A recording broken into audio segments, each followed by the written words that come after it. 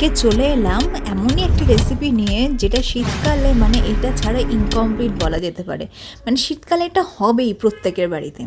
অনেকেই আছে এটা খেতে এতটাই ভালোবাসে যে এটা দিয়ে এক থালা ভাত নিমেষে শেষ হয়ে যায়।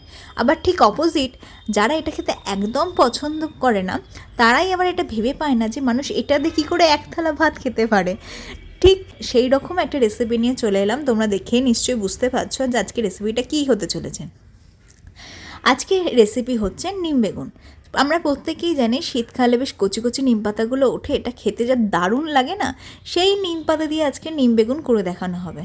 আর এখন মার্কেটে মানে এখন অবধি খুব একটা নিম পাতা পাওয়া যায়নি, এই সবে উঠেছে, দেখতেই পাচ্ছ একদম পুচকে পুচকে পাতাগুলো। এইটুকু পাতাই আমাদের নিয়ে নিয়েছে 25 টাকা, মানে 5 টাকা আটি। ভাবো তো, এইখানে এই 5টা আটি মিলে এইটুকু পাতা বেরিয়েছে। তারপর ভাবো এটা ভাজার পর কইটুকু হয়ে যায়। তো এখন ওইসব দুঃখের কথা বাদ দিয়ে একদম সোজা রেসিপিতে চলে যায়। নমস্কার বন্ধুরা, রান্নাবাটি জমজমাটি চ্যানেলে তোমাদের সকলকে স্বাগত। আজকের রেসিপি নিম বেগুন। দেখতেই পাচ্ছ ওইটুকু কচি নিম পাতা আর আমাদের বেগুন ভালো করে নুন হলুদ মাখিয়ে নিয়েছি, দুটোই কিন্তু সুন্দর করে নুন হলুদ মাখিয়ে নিয়েছি। এবার আমরা কড়াইটা গরম করতে বসিয়ে দিয়েছি গ্যাসের ওপর। দেখতেই পাচ্ছ কড়াই কিন্তু আমাদের ভালো গরম হয়ে গেছে। এবার ওই নুন হলুদ মাখানো নিম পাতাটা এই গরম কড়াইয়ের মধ্যে দিয়ে দিলাম। আমরা কিন্তু এখানে তেল দিইনি, শুকনো কড়াইয়ে নিম পাতাটা ভালো করে ভেজে নেবো। দেখো ভালো করে ছড়িয়ে নিচ্ছে যাতে নিম পাতা থেকে সমস্ত জলটা ভালো করে শুকিয়ে যায় এবং সুন্দর করে কুড়মুড়ে হয়ে যায়। যাতে এইভাবে আমরা কিছুক্ষণ রেখে দেবো, দিয়ে কিছুক্ষণ পরেই দেখবে নিম পাতাটা ঠিক এইরকম এই লেভেলে ক্রাঞ্চি হয়ে গেছে। এটা কিন্তু সম্পূর্ণ মানে ড্রাই রোস্ট হয়ে গেছে আমাদের এই নিম পাতাটা। তেল ছাড়াই কিন্তু খুব সুন্দরভাবে নিম পাতা ভাজা যায়।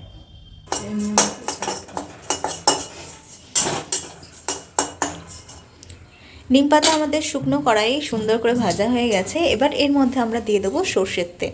সর্ষের তেল দিয়ে আরেকটু কড়মড়ে করে একটু ভেজে নেব। দেখো, যেহেতু আমাদের কাছে অল্প পরিমাণে নিম পাতা ছিল তাই ভাজাটা আরও অল্প হয়ে গেল। তো যাই হোক, কি আর করা যাবে, পাওয়া গেলে আরেকটু নিম পাতা আমরা এখানে অ্যাড করতাম, কিন্তু পাওয়া যায়নি মার্কেটে, এখনও ওঠেনি বাজারে সত্যি কথা বলতে। এই নিম পাতাটা ভাজা হয়ে গেছে তাই এখন নামিয়ে নিচ্ছি। এবার ভাজবো আমরা বেগুনটা। এবার এই শুকনো কড়াইয়ের মধ্যে দিয়ে দিচ্ছি সর্ষের তেল, যেহেতু বেগুনটা ভাজবো আমরা। দেখতেই পাচ্ছ তেল আমাদের ভালো মতো গরম হয়ে গেছে। গরম তেলের মধ্যে দিয়ে দেবো নুন হলুদ মাখানো বেগুন।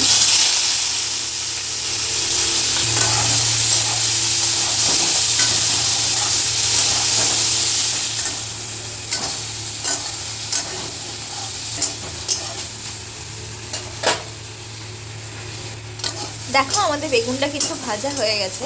এবার আমরা আগে যে নিম পাতাটা ভেজে রেখেছিলাম সেটা দিয়ে মিক্সড করে নেব। আমরা কিন্তু আর আলাদা করে কোনো নুন অ্যাড করলাম না, কারণ নিম পাতা আর বেগুনের মধ্যে দুটোতেই আগে থেকে নুন মাখিয়ে রেখেছিলাম। সেই স্বাদ অনুযায়ী আমরা আর এক্সট্রা করে নুন অ্যাড করলাম না। তোমরা তোমাদের আন্দাজ মতো নুন কিন্তু মাখিয়ে নেবে। আমাদের নিম বেগুন কিন্তু একদম রেডি হয়ে গেল। এবার আমরা গ্যাসটাও বন্ধ করে দিলাম।